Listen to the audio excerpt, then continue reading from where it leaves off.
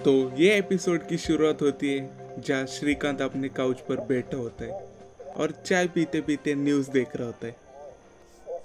तभी वहाँ अथर्व आ जाता है जो बहुत ही मुस्कुरा रहा होता है और वो मुस्कुराते हुए बोलता है, पा, मुझे पता है आप क्या जॉब करते हो। हमेशा आपको जल्दबाजी में कहाँ जाना होता है। इस पर श्रीकांत डर जाता है कि अथर्व आगे बोलता है, मुझे ये सब पहले ही पता चल चुका था जब आप बेडरूम्स में मीटिंग अटेंड करते थे, और जब आपके बेडरूम में मुझे गन दिखी तो ये कंफर्म हो गया कि आप एक गैंगस्टर हैं। और ये सुनते ही श्रीकांत चैन की सांस लेता है और उसके साथ ही खेलने लगता है। बेटे, तुमने ये बात मम्मी को तो नहीं बताई ना? मैंने मम्मी को अब तक तो नहीं बताया, लेकिन मैं बता सकता हूँ। जिस पर श्रीकांत बोलता है, देखो, अब मैं तुमसे डरने वाला नहीं हूँ। जिस पर अथर्व बोलता है, अच्छा, और जेके अंकल आपके राइट हैंड है, ये बात भी मत बताओ। आप मुझे कब गैंग में शामिल करने वाले हो? तभी श्रीकांत को कॉल आता है, इट्स अलार्मिंग सिचुएशन, आपको कुलकर्णी सर ने फौरन ऑफिस बुलाए। जिस पर श्रीकांत कहता है, कुलकर्णी का है, और बिना कोई जवाब दिए कॉल कट हो जाता है और श्रीकांत जल्दबाजी में निकलने लगता है। तभी अथर्व बोलता है, अब कहाँ जा रहे हो आप? फिर से गैंग वॉर हो गई।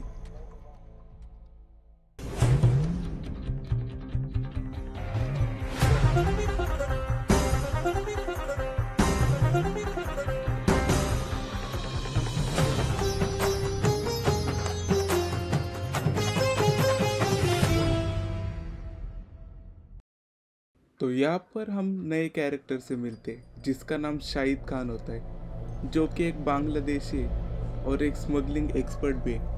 वो उसके फ्रेंड्स के साथ बार में बैठा होता है और वो सब हंस रहे होते हैं। और उसी समय एक फ्रेंड बोलता है, यार, तूने उस नए लड़के को आर्म डील्स में फंसा कर अच्छा काम नहीं किया।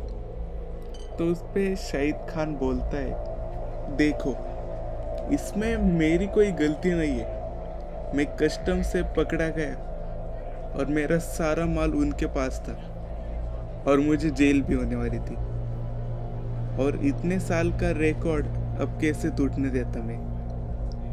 तो मैंने बताया, अरे मैं तो एक छोटा मोटा स्मगलर हूँ, लेकिन अगर आप मुझे छोड़ दोगे तो आपके लिए मैं बड़ी पार्टी को पकड़ा सकता हूँ। और फिर भी हमारे धंधे का पहला रूल क्या है कि भरोसा तो अपने बाप पर भी मत करो, और वो तो मुझ पे कर रहा था।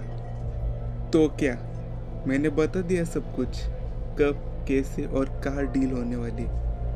मुझे मेरे आर्म्स फ्री में मिल गए, कस्टम्स वालों को उनका प्रमोशन, और एक चूतिया भी कम हो गया। वैसे भी अब बड़ी ऑफिसर से पहचान है मेरी।